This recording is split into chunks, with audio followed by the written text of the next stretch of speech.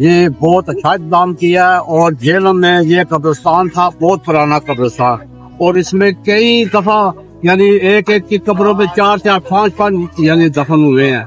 लेकिन डीसी साहब ने ये कब्रिस्तान में जगह वक्फ की है, हम उनके बहुत शुक्रगुजार हैं। मैं यही कहना चाहूँगा कि इससे पहले कोई शख्स ऐसा नहीं आया जिसने ये काम किया और बहुत अच्छा काम किया है, बहुत अच्छा काम किया है। मेरा दिल खुश हो गया। अल्लाह पाक की मेहरबानी से अब हमारी रूह खुश हो गई है, हमारा दिल खुश हो गया जब डीसी साहब ने ये ऐलान किया है। और अब हमें खुशी हो रही है कि हमें तो माशाल्लाह उधर 10-10 20-20 मुर्दों के साथ नहीं जाना पड़ेगा।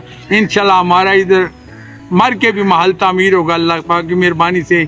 अल्लाह पाक हमें नेक कमाल करने की तौफीक अता फरमाए।